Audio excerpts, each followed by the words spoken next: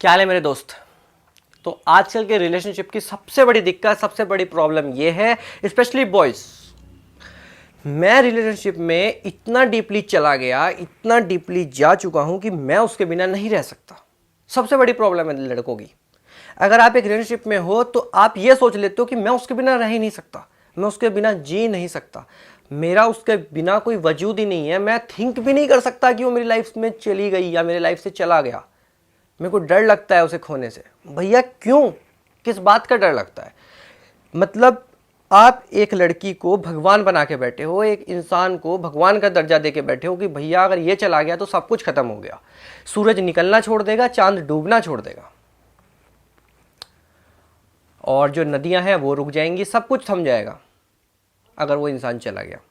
हमारी उसके बिना कोई औकात नहीं है, हमारे उसके बिना कोई लाइफ नहीं है। उसके आने से पहले भी तो मेरे दोस्त तुम जी रहे थे, और उसके जाने के बाद भी तुम जियोगे। उसके जाने के बाद तुम इस तब जियोगे अगर तुम कोशिश करोगे जीने की। बिकॉज रिलेशनशिप के ब्रेकअप के बाद अधिकतर लोग ब्रेकअप के गम से नहीं टूटते, खुद की दिक्कत से टूटते। वो अपने दिमाग को ये चीज समझा देते हैं कि मैं उसके बिना रह ही नहीं सकता, मैं उसके बिना जी ही नहीं सकता। ऐसा नहीं है। It's a part of life, it's a face of life. एक चैप्टर था जो तुमने पढ़ा, वो चैप्टर खत्म हो गया। एक चैप्टर के बंद हो जाने से पूरी बुक नहीं बंद हो सकती।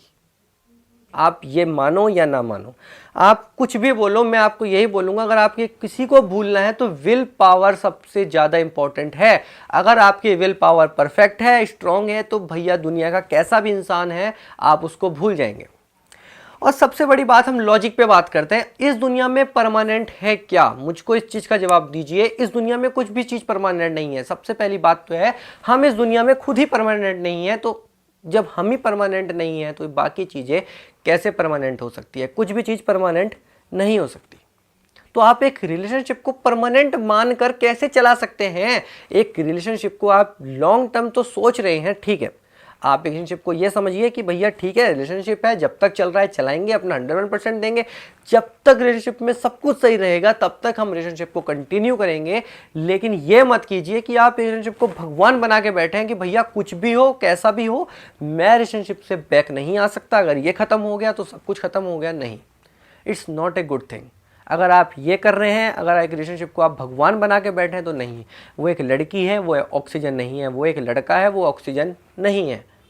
उसके जाने के बाद भी तुम जिंदा रहोगे, उसके आने से पहले भी तुम जिंदा थे। बस तुम खुद को ये चीज़ समझाने की कोशिश ही नहीं करते। और अधिकतर लोग अपने लाइफ को इसीलिए बर्बाद करते हैं, अपने करियर को इसीलिए बर्बाद करते हैं क्योंकि वो समझने की कोशिश ही नहीं करते कि जिस चीज़ को वो भगवान समझ रहे हैं, जिसको वो प्यार समझ रहे हैं, वो उनके लिए बहुत बड़ा टॉक्सिक बन चुका है। अगर सब कुछ सही चल रहा है तो सही चलने दो। अगर तुमको लगता है कि मैं एक ऐसे रिलेशनशिप में हूं जो कि टॉक्सिक है, तो भैया निकल आओ उससे, तुरंत निकल आओ। और इस थिंकिंग को निकाल दो अपने दिमाग से कि मैं उसके बिना नहीं रह सकता, या मैं उसके बिना नहीं रह सकती, या मैं उसके जाने से खत्म हो जाऊंगा। नहीं, तुम किसी के इंसान के जाने से खत्म नहीं हो सकते, किसी आने के वजह से तुम नहीं बदल सकते। तुमको अपनी आप का खुद मूल्यांकन करना होगा, अपने आप को खुद समझना होगा। अपनी खुशियों की चाबी आप दूसरे को नहीं दे सकते। आप दूसरे को ये नहीं बोल सकते कि अगर ये है तो मैं हूं। नहीं, अगर आप हैं तो ये पूरी दुनिया है। अगर आप खुद की रिस्पेक्ट करेंगे तो पूरी दुनिया आपकी रिस्पेक्ट करेगी। इस चीज को समझिए, पॉजिटिव रहिए, नेगेटिविटी से दूर रहिए, इस चीज को समझिए। एक इंसान के चक्कर में खुद को मत बर्बाद कीजिए, अपने आप को मत बर्बाद कीजिए। उसको बेटर मिल जाएगा, तुमको भी बेटर मिल जाएगा। मैंने अधिकतर ऐसे रिलेशनशिप देखे हैं जो लोग बोलते हैं कि मैं तेरे बिना नहीं रह सकती, मैं तेरे बिना नहीं रह सकता, मैं उसके बिना नहीं रह सकता। वो आज भी रह रहे हैं, बिकॉज रहना पड़ता है। लॉजिक की बात यह है कि हम जब एक जैसे हम लाइफ जी रहे हैं, किसी की अगर डेथ भी हो जाती है तो भी हमको कंटिन्यू करना होता है। अगर हमारा कोई करीबी की डेथ हो जाती है फिर भी हम लाइफ में कंटिन्यू करते हैं, बिकॉज हम नहीं रुक सकते। तो same as it is relationship भी है। अगर कोई इंसान आपकी लाइफ से चला गया तो आप नहीं रुक सकते, आपको कंटिन्यू करना होगा। इस चीज से समझो, इस दुनिया में सिर्फ और सिर्फ अपने घर वाले ही तुम्हारे काम आने वाले हैं, अपना घर ही काम आने वाला है। बाकी सब टेम्परेरी है, सब कुछ टेम्परेरी है। बाकी सब बाद में, अपने घर वालों को पहले रखो। अगर आप इस चीज़ को समझ सकते हो, और हाल फिलहाल तो कोरोना वायरस भी ये चीज़ समझा रहा है, ये चीज़ बता रहा है, इतना समझा रहा है कि इस दुनिया में कुछ भी आपके काम नहीं आने वाला है, ना बार, ना दारू, ना सिगरेट, कुछ भी आपके काम नहीं वाला है, ना पैसे, ना होटल, सब कुछ बंद पड़ा है, सब कुछ, पूरी दुनिया रुकी पड़ी है, ना कार, कुछ भी काम नहीं आ रहा है, सिर्फ और सिर्फ काम आ रहा है तो आपका घर, आपका होम।